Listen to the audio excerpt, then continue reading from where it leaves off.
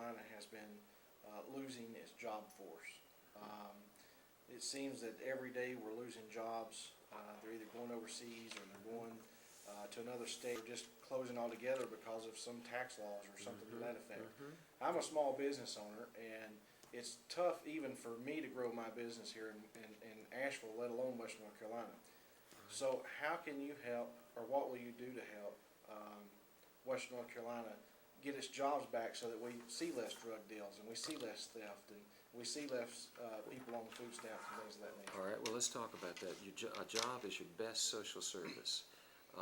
The other party likes to treat people as pets and put them on welfare and food stamps and public housing and other things, and I defy anybody to show me any of those initiatives that uplift people.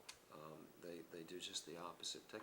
Anytime when you start questioning, have some questions about that stuff, go for a drive in public housing and see how so many people are having to live under very harsh circumstances in this city, often with a drug dealer corrupting your children down on the street corner. What we've done in America, we're losing our competitive edge. We're not losing our creativity. We're not losing our willingness to work hard.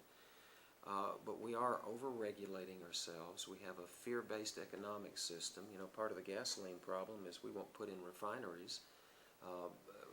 The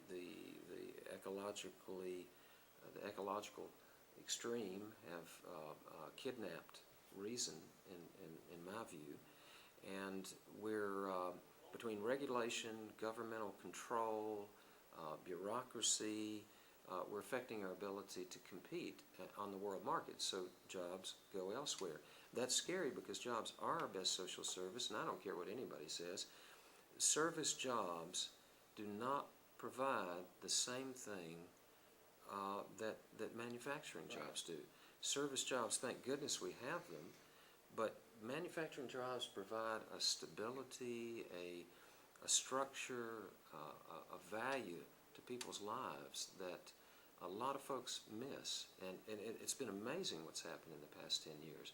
Now, I don't think the key is to do what we did with the state government did and give artificial subsidies to the two tire companies. We don't want to lose those companies, but everybody's struggling. You can't give a subsidy to. That's socialism, folks. But what we can do, to me, North Carolina is the worst of all worlds. High taxation, high regulatory control, and then we're going to give you subsidies to keep you here and keep you from going to China. Well, a smarter play is to remember we have a free enterprise system, a free market economy. Let's work on getting the regulations and the rules down, condensed, narrowed, practical. Let's get bureaucracy and government out of everybody's pocket.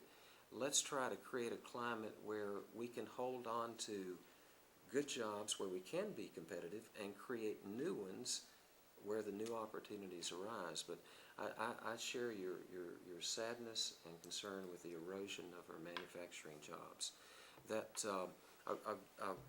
let me stop there. I will say one more thing. China. China practices unfair trade practices with us. It is not okay. It's not all right that they do that, and it's not all right that we let them do that. And part of it is the fault of us. We're willing to buy those goods. Another part of it is our government looks away. But we're very short-sighted. We're giving a big chunk of our future to China. And folks, that's a pretty big country and a powerful country. And we're funding the most rapid development of their military that's gone on in history.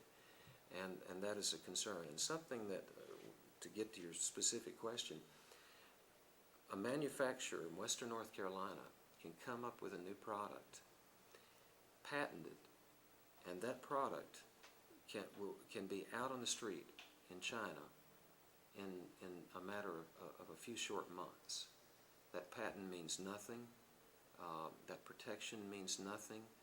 They are free to steal whatever they want to and ignore copyright laws. So talk about functioning in another rigged lottery. Yeah. We got all these rigged lotteries, including the one in North Carolina. I don't know, it may not be rigged, but it certainly is nonsense. Another rigged lottery where we're playing in a game where they've got the rules aren't fair. Excuse me for No, carrying no, on no, there. no. I was wanting to hear more what you had to say. Do you think something like and this is an off-the-wall question, do you think something like a higher tariff or some kind of major taxation for every import would help keep a business in America? For example, if they were really, really penalized, I'm not talking about just your small tariff taxes or anything like Well, that. I'm talking about real serious penalization. I really am a conservative Republican, and I'm not going to get excited about any taxes. But what I will get excited about is fair trade policies. That if what's fair for the goose is fair for the gander, and America plays behind the 8 ball all the time, and they're sapping our strength and sapping our resources by doing that.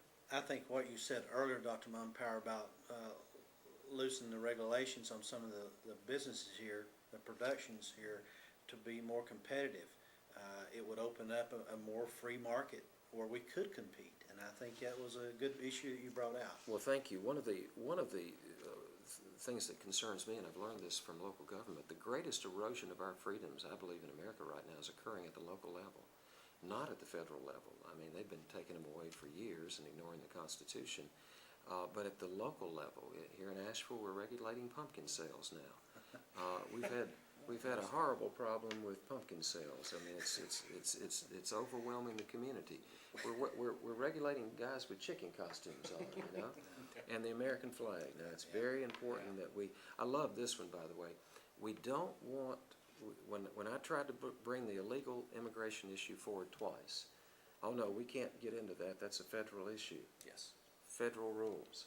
But by golly, let somebody put a flag on top of a fireworks tent, and suddenly this is an Asheville City issue that we have to enforce federal flag policy.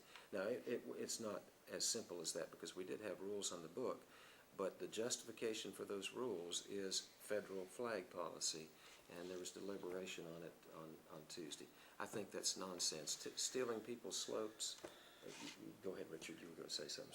I was just going to, I think we have about 5 minutes left. I know you've got to go somewhere. So I wanted to just really ask you about the national debt, because that is a big issue with everybody. And would you touch base on that, sir? Yes, my pleasure.